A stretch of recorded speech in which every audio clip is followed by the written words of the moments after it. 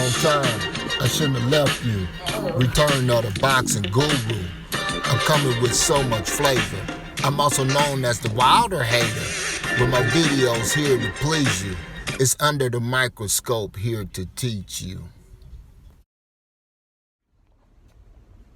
You with the one and only boxing guru for this episode of Under the Microscope. We're going to focus in on what's going on between Wilder and his ex-trainer, head trainer, Mark Breland.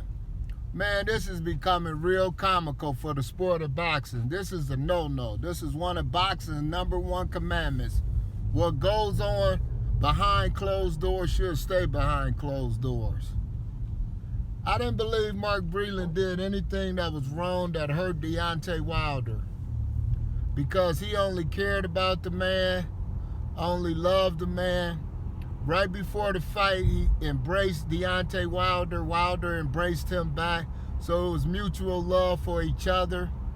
And for them both to be at each other's neck, talking about each other, spitting poison about each other, man, it's real sad and sickening. The sport of boxing do not need, especially two black people, we do not need that in the sport of boxing. I'm very upset. I was upset when they called me the Wilder hater, but I took it on the chin like a real champ, because everybody kept saying I was just hating on the champ and this and that. They was making tons of views of it. And they all touched the canvas though. Majority of them win. So what does that mean? There's somebody out there gonna whoop it.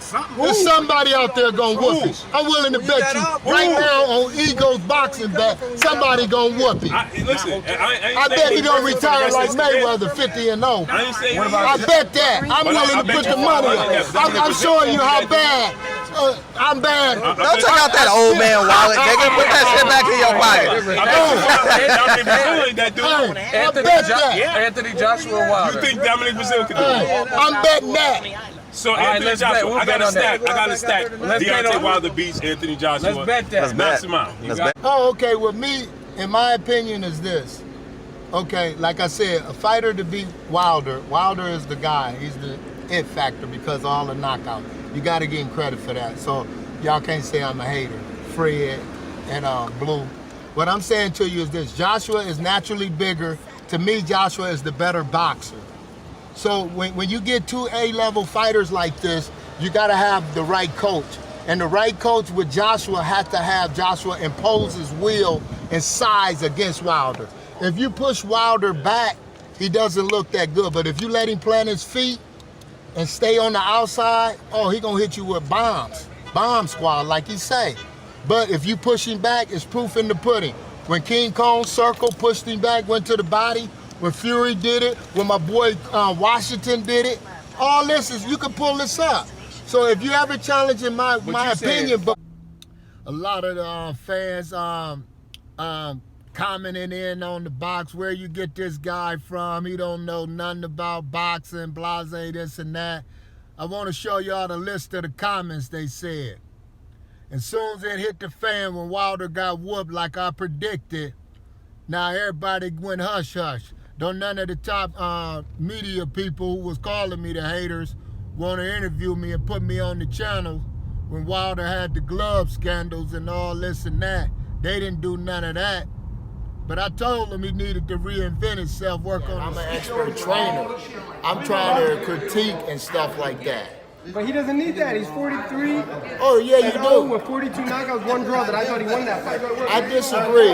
Every fighter needs to be challenged, whether it's far as improving and stuff like that, because like I said, if it wasn't for those knockdowns, what could have happened? Just like with Ortiz, if they said he was losing every round, what could happen if you can't get that right hand off? So what I was saying was, sometimes you might not win with knockouts, just like with Breland Stavern. He didn't win that fight by knockout, so he had to rely on boxing. It don't matter, all these ifs go out the window because he did knock him out, he did drop him down, and he knocked out Stavern. I don't think Stavern has been back since, and I like Berman. Well, Stavern was on the way out, but he wasn't. He was a champion. No, the first fight, the second fight, he was on the way out. He didn't fight for 2 years. But the point what I'm saying to you is this. It's always room for improvement.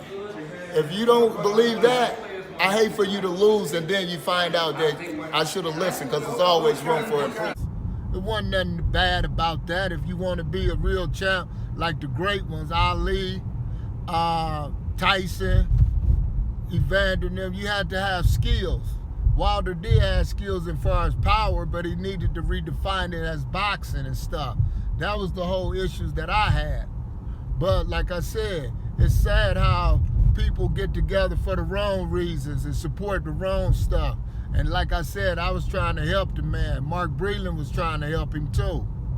He probably told him the same things I was saying about far as circle, you know, do this, do that. But, you know, like I said, it all came to the light. What's in the light will come, what's in the dark will come to the light. And like I said this, for them boys to be going at each other, back and forth, hating on each other and all this, it's just, it's sad. It's bad for boxing, bad for business. And like he said, Wilder's career is over. Mark Breland is stating these facts. You know, it comes to a point where fighters need to realize they the only ones to blame when stuff don't go right. Because with all this social media, all this different stuff, you can get better. Yeah, and the fact of getting better, yeah, you have to be humble. You have to pay respects to the people that came before you. You have to pay attention to the art and the science of the sport, which is boxing. It's an art to it. And that's the whole point when I told Wilder I was his anointed messenger. When I told the world on Blue Blood Sports, Boxing Eagle, and Barbershop Conversations, when everybody thought the joke was on me, far as, oh, he don't know what he talking about. Some of them calling me the, not the boxing guru, but boxing doodle. Where that guy at now? Where he at now? Speak up for Wilder now, saying I was wrong. No, I knew what I was talking about. Like I said this, no. Boxers need to understand. This sport been here longer than them. It's gonna be here when they gone. Now, like I said, you can't play boxing. That's the #1 commandment. Each fighter must realize that. Yeah, you can have the right management team behind you. Them boys putting in tomato cans so you can knock them out, beat them or whatever you want to get to the title. But when it comes to that point, when the boxing guy says enough is enough, and when you're trying to touch into that uncharted territory of breaking records of real fighters that your manager is trying to do, oh, the boxing guy's gonna come down and slam the hammer and the mallet on you. Like I said, you can't play boxing.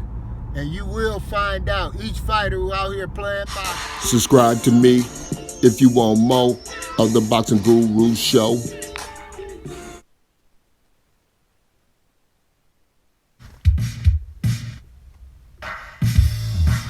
Come get it. Come get it. Come get it. Come get it. Come get it. Come get it.